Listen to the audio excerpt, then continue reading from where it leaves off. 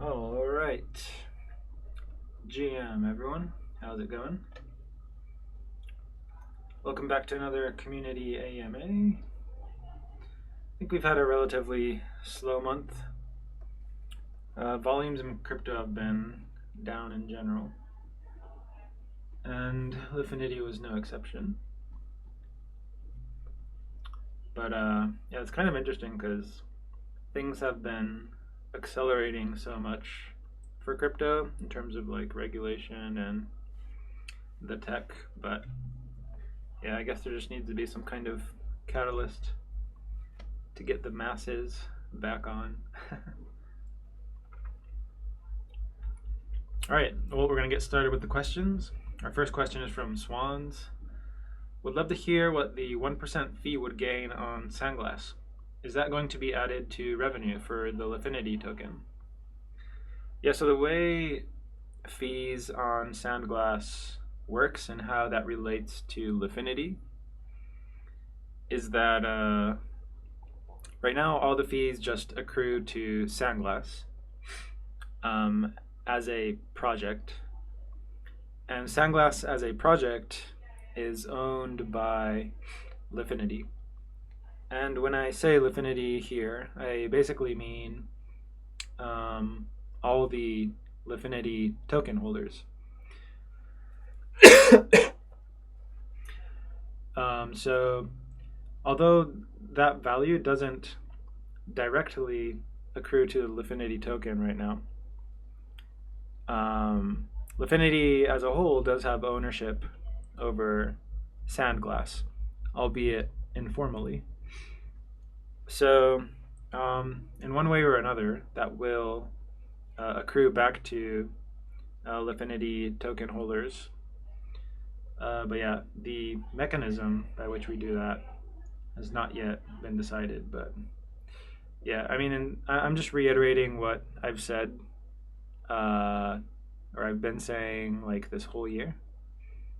I mean, I don't get this question super often, but I remember I did get it a few times a few months ago. People were curious about that, so yeah. So basically, no change. All right. Next question is from 71115. Do you already have any initial insights into the effects of Gavel's AMM on Lifinity? Yeah, so Gavel is a sandwich resistant AMM.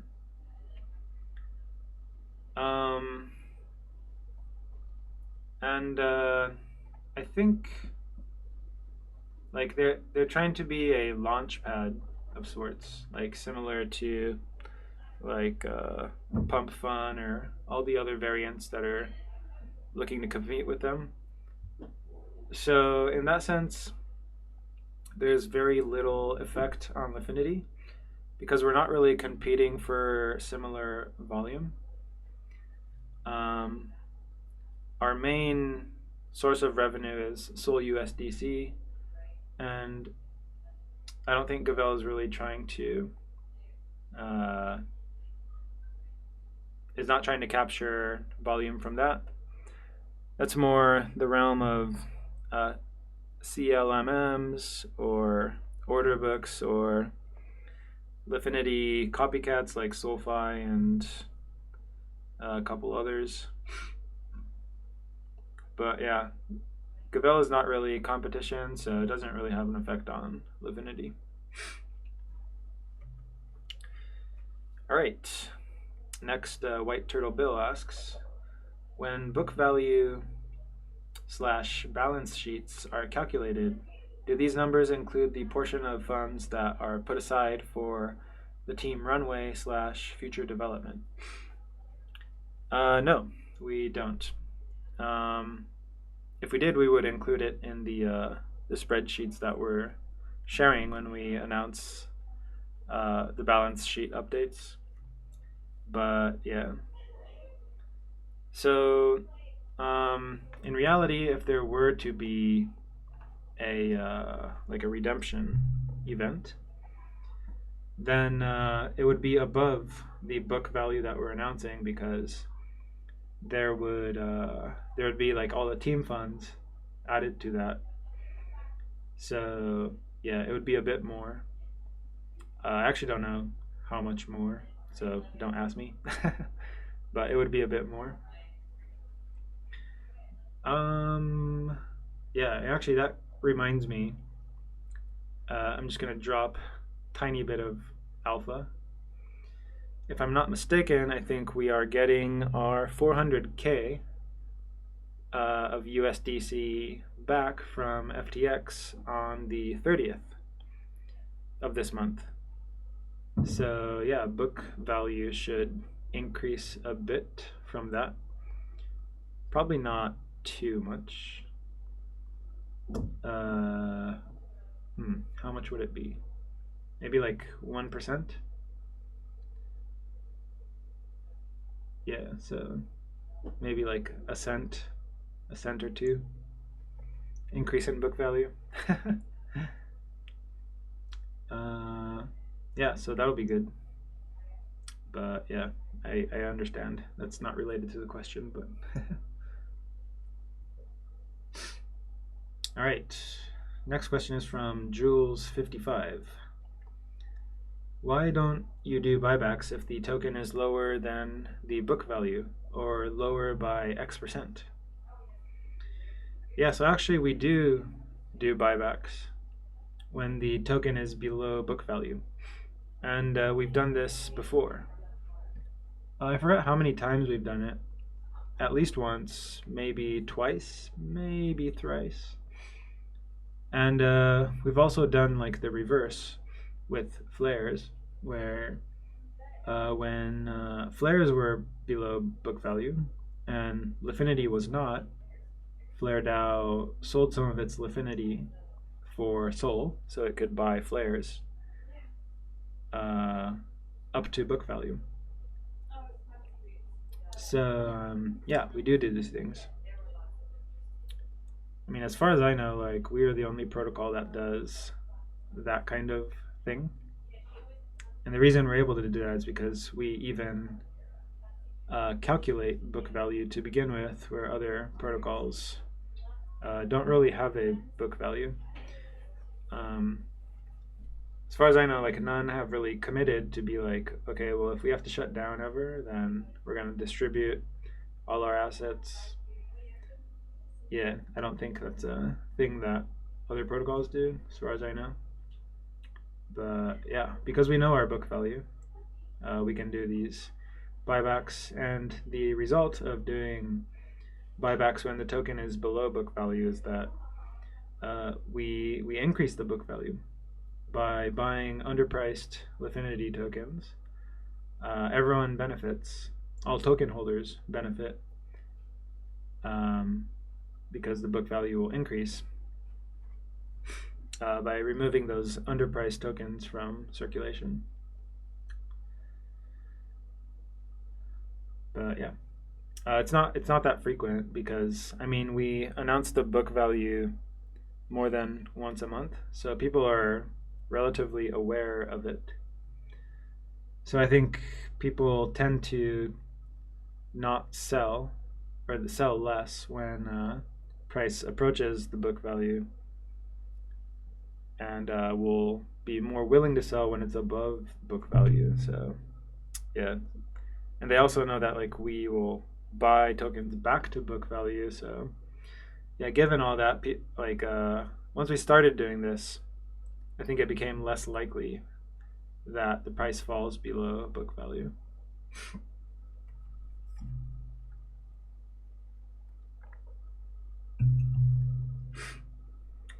All right. Next we have Lord Prinz. Just tuned in, so not sure if this is already discussed, but can you update us on how confident you are about reclaiming market share based on last month's efforts to do so, and how excuse me, and how successful those efforts were? Yeah, so how confident are we? I don't know. I'm not really able to assign probabilities because it's not just a matter of our efforts, but it's also a matter of the efforts of competing projects. And yeah, we don't really know anything about that, uh, except for the things that they actually do. Like we can. Oh, can't hear me? Let's see. Can you guys hear me? Oh.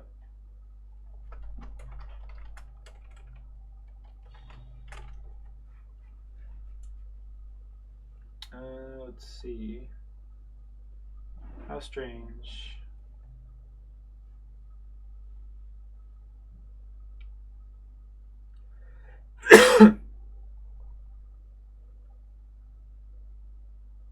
Hello, hello. Can you guys hear me? Oh, we're back. Oh, that was weird. Well, I don't know what happened, but let me start over with the question after I ban this guy. All right. Let's see. All right. So Lord Prince said, "Just tuned in, so not sure if this is already discussed, but can you update us on how confident you are about reclaiming market share based on last month's efforts to do so, and how successful those efforts were?" All right, so it's hard to say how confident we are because I'm not sure how to express it as like a probability. Um, this is dependent not just on our efforts, but also how much effort other projects are putting into it.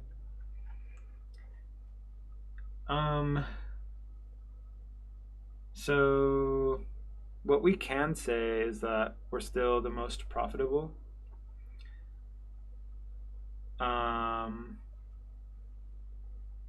Which is great. But yeah, it becomes hard when a team's strategy is to quote to quote prices very narrowly, to narrow their spreads a lot.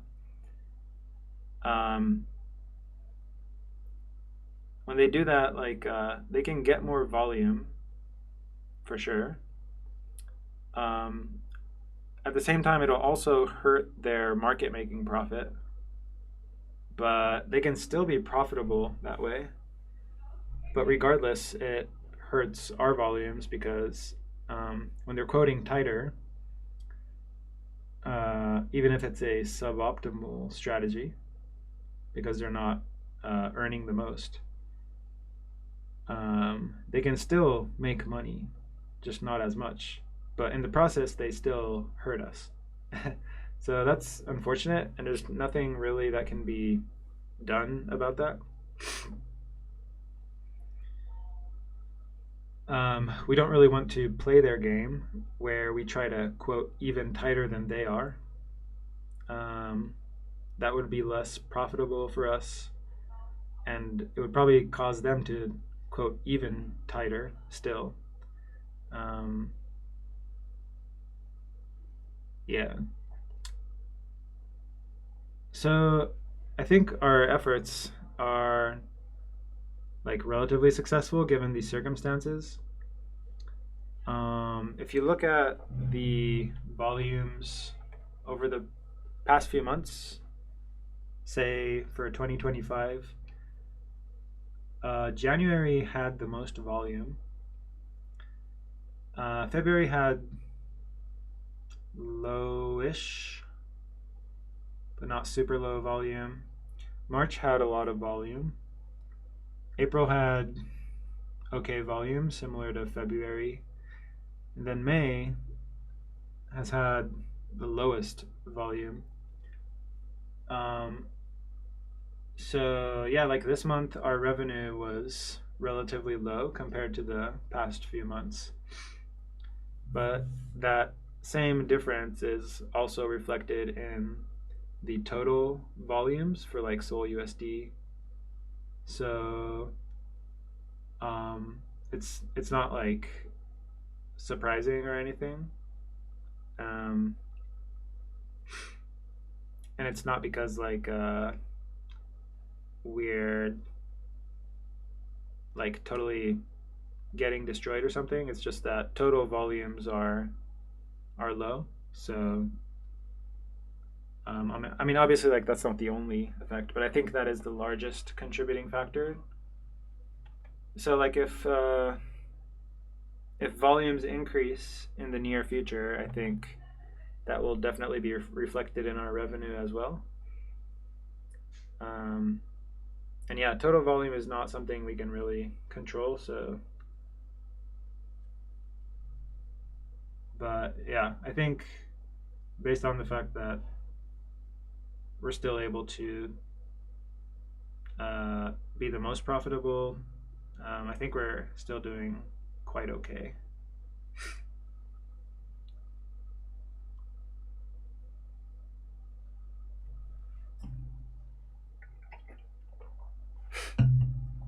All right, next question is from Lord Lube. Does the team have a short to midterm outlook to share? Um, the main things are what we keep reiterating. We continue to like work on improving the market making for Lifinity. I mean, I guess that's just like a never-ending task. For Soundglass, we're continuing to add more vaults. Um, yeah, I know that's kind of a vanilla outlook to share, but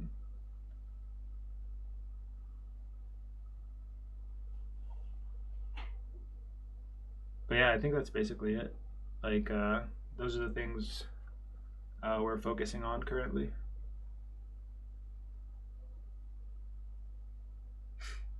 White Turtle Bill asks, "Do you still have a relationship with the artist who did the flare art?" Yes, we do. Continuing with the question, in this environment where the media slash KOLs slash crypto Twitter is providing more attention to protocols who produce more volume rather than profit, does the team worry that this extra hype will have long-term negative effects for Lifinity? I have thought about this, and I think no. I think it's totally fine. Like the attention, like it doesn't really do anything uh, in terms of like revenue. That is like yeah, it appears that crypto Twitter loves to talk about SolFi because they have the most volume, and the reason they have the most volume is because they quote most narrowly. But we care about total revenue, not volume. So and all these data platforms have not figured out how to account for MMP, which is why they're not able to show the most relevant stats. Um, but if if projects want to think that it's all about volume, like I mean that's fine with us. I think like if a competing project is focused on the wrong thing, why try to interrupt that? White Turtle Bill says, similar to why we wouldn't run a marketing campaign because it doesn't change on chain volume. Yeah, exactly. I mean, like, projects can know about Lifinity, the DEX. And I mean, a lot of places, a lot of people actually do. Like we're occasionally mentioned on podcasts. I haven't posted like every single time we've been mentioned on a podcast, only sometimes. But like people who have been paying attention for like years know that we pioneered the Oracle model. And so when they like talk about SolFi, they they mention us like SoFi is similar to Lifinity, who pioneered the Oracle model, yada yada, or whatever, something like that. But like that actually like does nothing for us in terms of volume or generating revenue, right? I think the only way it could be a negative is that if there was like an aggregator who was just totally unaware of us. But because we actually generate a lot of volume, aggregators always reach out to us to make sure we're integrated. So yeah, like SoFi is not their volume isn't so dominant that we're like our volume is minuscule. If that were the case, then we wouldn't be making more revenue. But yeah, SoFi has more volume, but it's not like astronomically more or something. So yeah, not really worried about that either. White Turtle Bill says, "What are your thoughts on the various aggregators that we see popping up around Solana?" I think this is good. Hold on a second.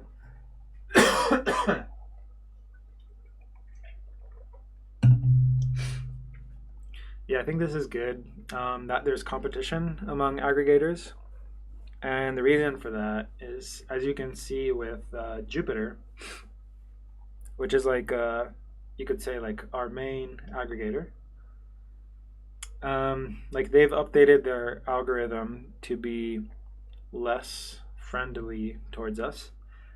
This is something I talked about in the previous AMA, how exactly they're doing that, but or to the degree that we know. But yeah, when there's competition, and the competition has different algorithms for how they choose which DEX to include in their routing. That's good because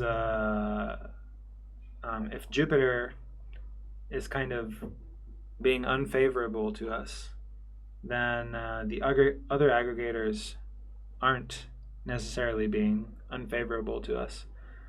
So the other aggregators may include us in their routing and provide a better price than Jupiter sometimes. And that can show up in meta aggregators like Caminos. So they have like they include Jupiter and OKDex and DFlow and a few others. So like even if we're not showing up on Jupiter, if we're showing up in a different route on a different aggregator, then we'll be at the top of these meta aggregators. And so yeah, having more than one aggregator I think is definitely good for us. Lord Prinz says, just thinking about you and the Lifinity team, who have been working your ass off for this project. At what point will the effort you all put in this project not be worth it anymore? Basically, at what point would you rather spend your time elsewhere? And how would such a situation look like? When would it not be worth it anymore? I don't know. It's not something I've really thought about.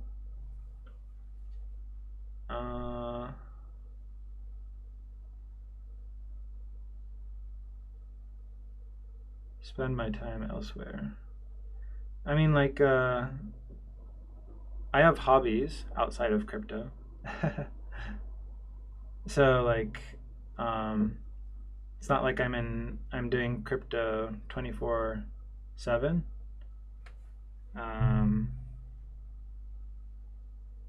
Like in terms of work, I'm quite satisfied working at Lifinity. So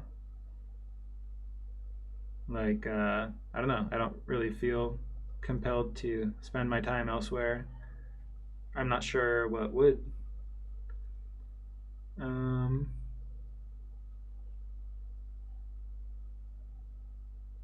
Yeah, I can only really speak for myself, but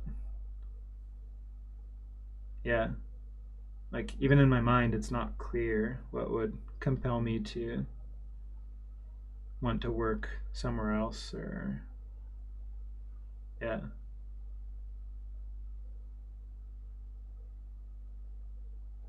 I feel very fortunate to be working for Lifinity.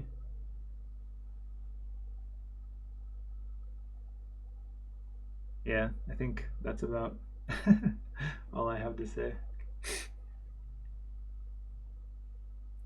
White Turtle Bill says, "Do you have a favorite at the moment as a user slash swapper?" Yeah, I actually don't like. It's kind of tricky. I mean, I use Jupiter and Camino. Um, I prefer Camino, but what's unfortunate about them is that you can't check the routes. You can only see which aggregator it's using, but not the routes. And then it seems to keep forgetting my settings, like slippage and all that. So I have to like redo it every time, which is frustrating. So Jupiter doesn't have those problems. So if I'm feeling lazy, especially, I'll just use Jupiter. But I mean, the Camino team is pretty based, so I'm sure they will iterate on that and things will improve. But yeah,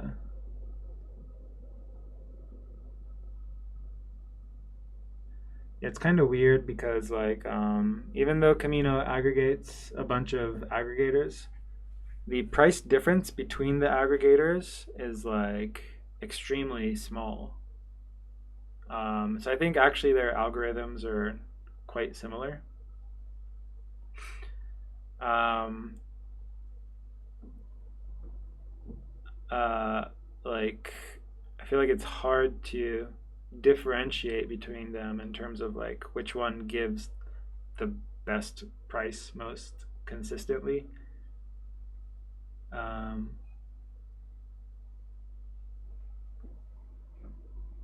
so um, all that to say, um, yeah, I'm not sure it like matters too much. Like I think you can kind of use anywhere right now. That's like halfway decent. Like you can use OKDex, Jupiter, DFlow, Camino, and you'll get more or less the same result. Um, Camino has said like that they're gonna reward using their swap thing. So that's kind of enticing. I mean, Jupiter used to do that, right? They used to do the Jupiter stuff and give some tokens for swap volume. But I mean, especially the first time they did the airdrop, of course. But now that like once they did that once, then people expect that and try to game it. So then they gave a lot less for the second Jupiter, and now we're on the third season, so to speak. And I'm not sure they will give any for swapping. Um, yeah, I'm not sure. So like, but Camino said they definitely will. So in that sense, like, I feel like that's another good reason to use Camino over other things, because you can expect to be rewarded for it. Yeah. J Sweats, in response to Lord Prince, says, "The team would never let us know, just rug like a boss." That's right. We've waited all these years just to rug.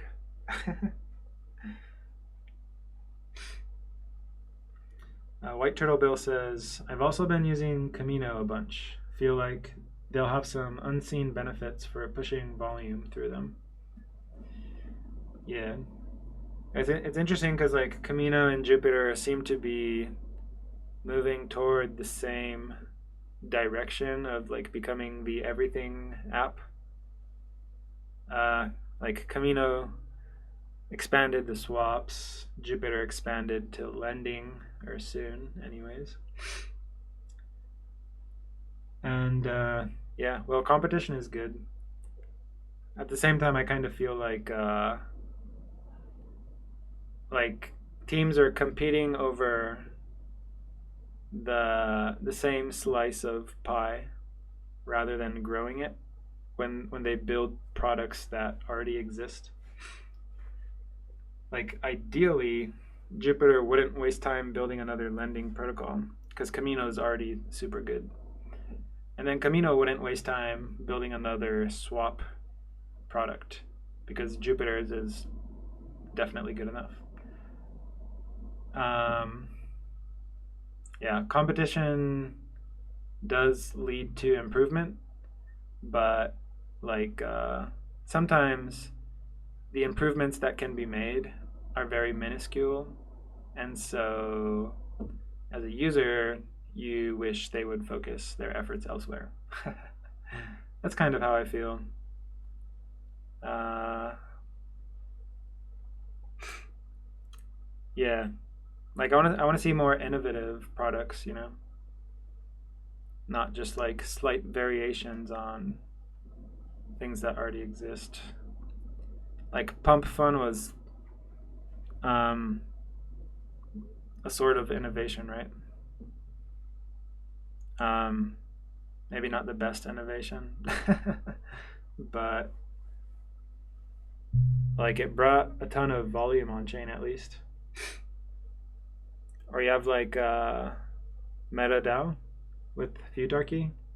Futarchy on chain Futarchy is definitely an innovation. Like that's cool to see. Yeah, I wish we'd see more that kind of thing. I guess that's been like one of the criticisms of Solana. It seems like is like in terms of DeFi, there hasn't been like a lot of like new stuff coming out of Solana. Actually, like we kind of pioneered a new thing, like with the Oracle based market making. Although actually, like we weren't the first project to ever do it. There was like a Ethereum project, Dodo. Although they didn't like use the same mechanism we did. So like they started with the constant product market maker and used the Oracle price to adjust the price, whereas we start with the Oracle price and then adjust it based on other things. So yeah, anyways, hopefully we can see more new DeFi stuff. I feel like most of the good stuff coming out of Solana is like technical innovations in terms of like speed and efficiency of the chain itself, which of course is very important. And then this year, like so much regulatory stuff and institutional stuff coming to Solana. Um, the big boys are seeing the light. Like it's just simply better on Solana. Like in terms of everything, like speed, cost, decentralization, Solana's where it's at. Anyways,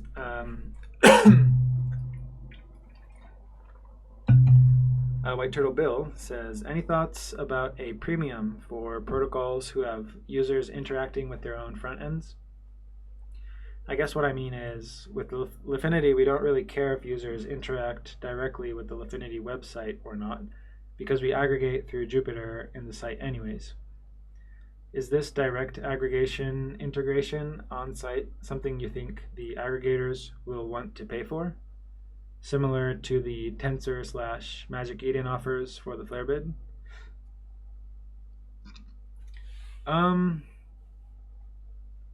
Probably not, because like we haven't really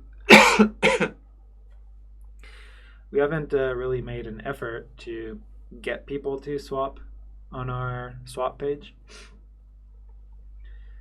because there's really like not much of a purpose to. It's the same thing as if they swap on Jupiter.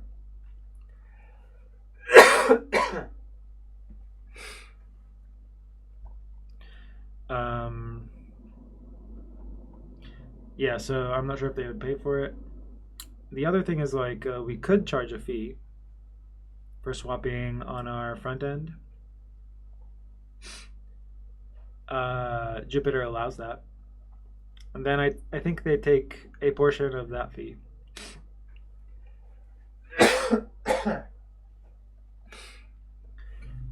But yeah, so I mean we could do that, but I don't know. Doesn't it feels a bit distasteful, kind of deceptive, even though there's no like misinformation or anything, but like you can use Jupiter for free, so like it feels weird to charge for just using it on our site. Although obviously, tons of projects do that. Even like Phantom, I think they charge like don't they charge like 0.85%, like same as MetaMask, which is like giant, such a huge fee. And there's a lot of normies who just don't know that, and so just like pay it. Maybe some people do it even being aware of it, but I mean it's a lot of money. To be honest, it's a lot of money. If you're losing 0.85% every time you swap, like, sheesh.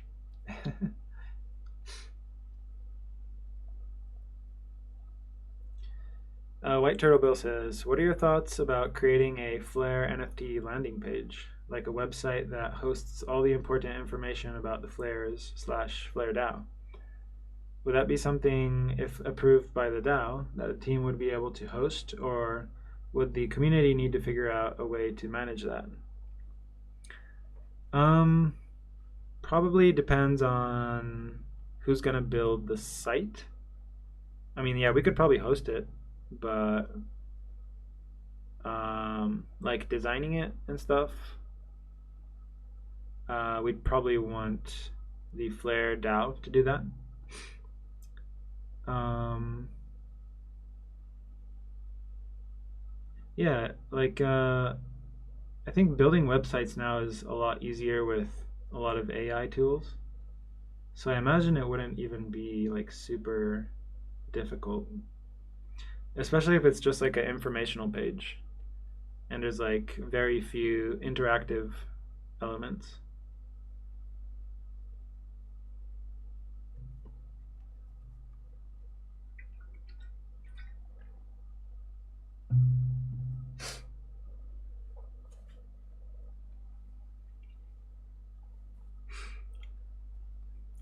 For now, I think the Twitter thread you created was pretty based.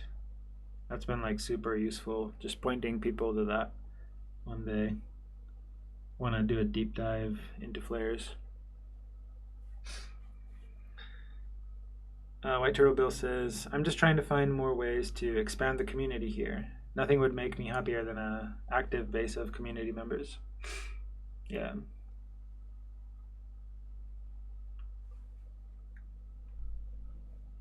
Yeah, I guess the question then would be like, how do people discover the landing page?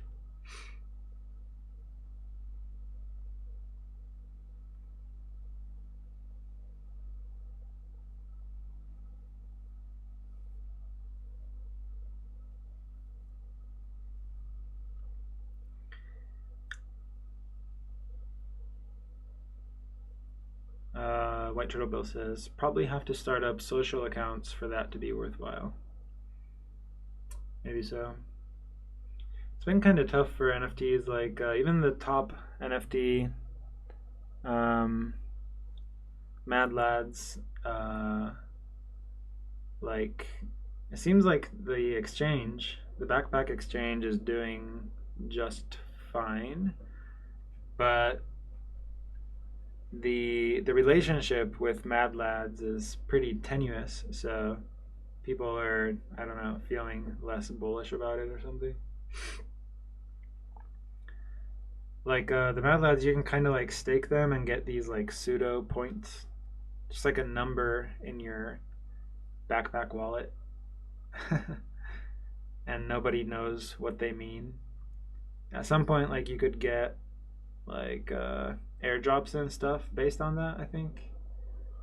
But then like the NF like airdropping stuff to NFT holders, that meta kind of just like ended, and now like projects are much more stingy than they used to be during the bull market. So yeah, and when the top NFT project, and it's been the top for a long time, when that one is languishing, uh, yeah, it can be like negative for all the other NFTs as well. Like kind of similar to like Bitcoin. Like if Bitcoin does poorly, that tends to be reflected in the other, um, especially majors as well.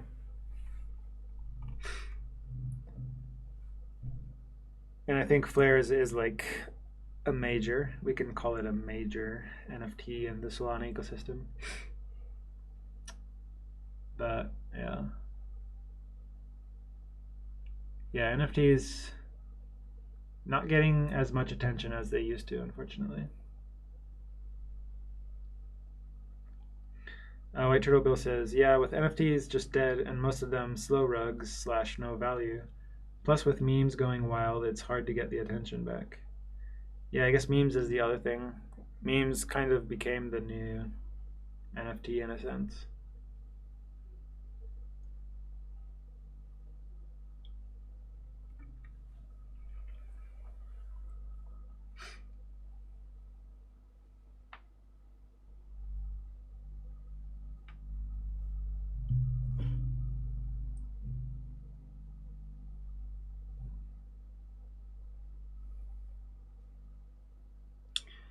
But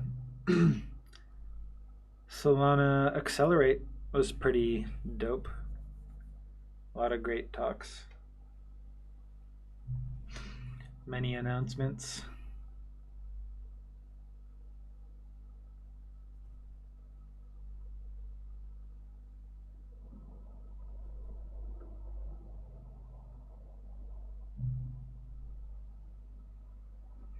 White Turtle Bill says, I still think a pivot to 404 helps get some of that back, but since most NFTs are vaporware, it doesn't really matter for them because they can't provide value to either the NFTs or the 404 memes, which is why I think we have such a unique opportunity. Yeah, for sure. Like 404 makes NFTs like much more similar to a meme in that you can get an arbitrary fraction of the total supply, not these discrete 1 out of 10,000 units type of thing.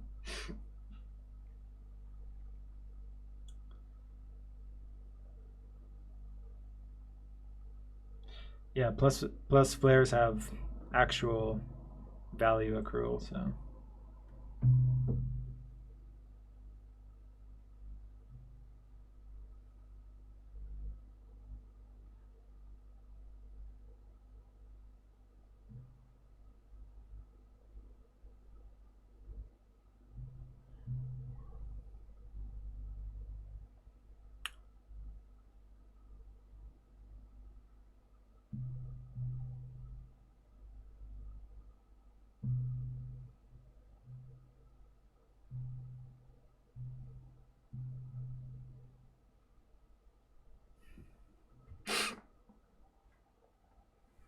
White Turtle Bill says, think that's about all I can muster for today.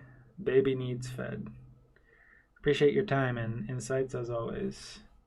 Thanks, man. Appreciate your questions and showing up as always. Uh, Good luck with the baby feeding.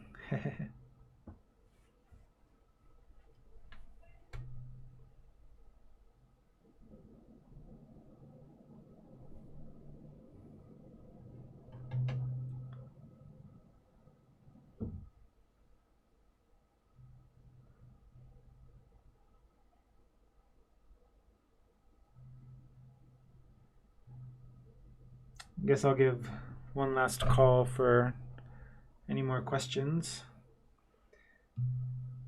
before I close out this AMA.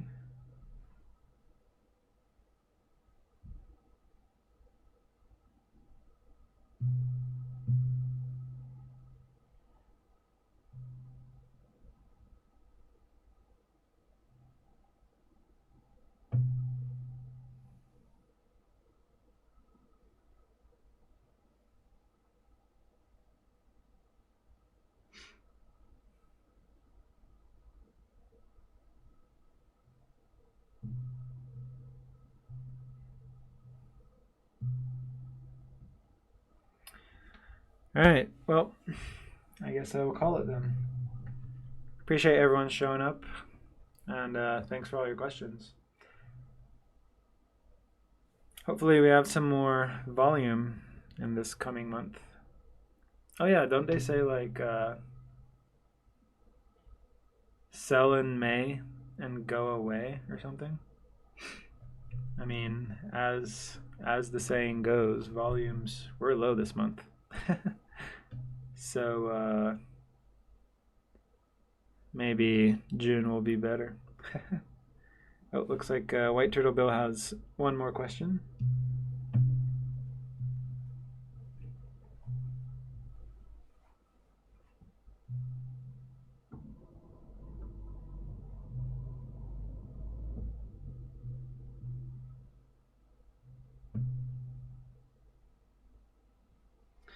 Have you looked at the draft proposal I wrote for the MPL 404 conversion?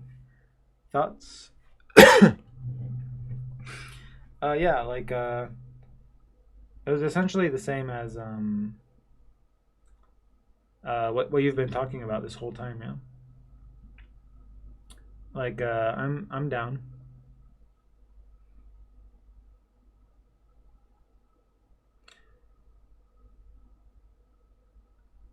Max says, "What is the next product?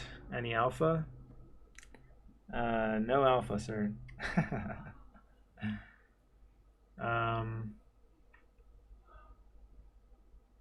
yeah, I think most people here by now know that I tend to not leak alpha early.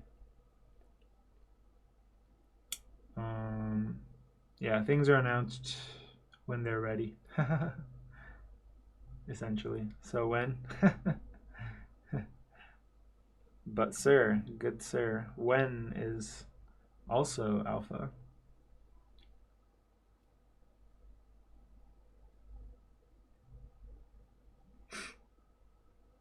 But I also wouldn't assume that there is a next product per se, as we already have 2 products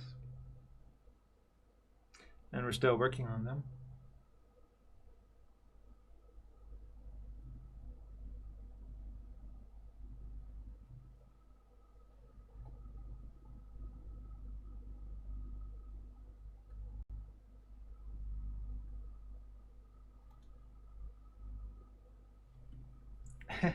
But when? This is just like the good old days. And there were many whens in the chat.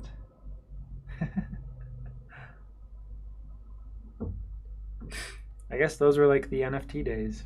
Yeah, simple times, as Jay Sweats says.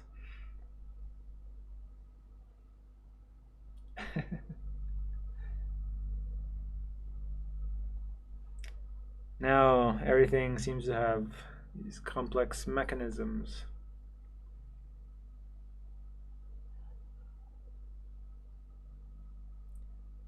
All you used to have to do was type GM in the chat.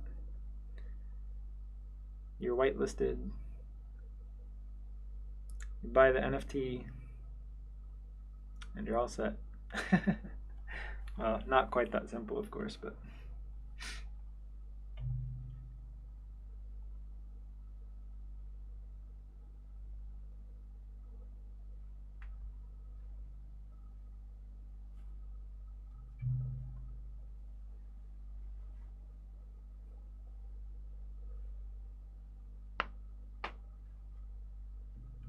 Oh yeah, ranks. Yeah, ranks in the chat. That was a thing. Yeah. I guess things just got harder essentially. You gotta work harder to make money these days. But I don't know, like even after the whole like whitelist meta, there was like a airdrop meta. I mean like airdrops went on for a long time. And sometimes there were huge airdrops and then there was not much for a while. And there's another huge airdrop. So I don't know. Although I think like it's becoming more common knowledge that airdrops um, tend to not work for the vast majority of projects. It works well for only a few projects, especially when people are totally not expecting it. But then, yeah, it's also unfortunate because, like, if you never create the expectation of an airdrop, that means you're going to get that much less usage out of your protocol. So there's an incentive to tell people that there's going to be an airdrop. But then once you tell people, then you have a ton of people in, which dilutes the value of the airdrop per user, and then creates a higher likelihood that people become unsatisfied with what they get. And then, well, if everyone's unsatisfied, was there any point to doing it? Yada, yada, yada. It's all very tricky. Am I shilling for margin fi? God, no. Dude, who knows if they're ever gonna do an airdrop? No one knows. The great mystery of crypto. All right. Anyways, the rewards was the points. Yes, you get to see the number on your screen going up forever. Amazing. Incredible technology. All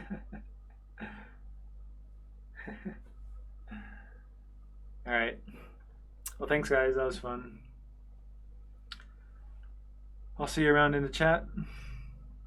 Have a good rest of the day, guys. Peace out.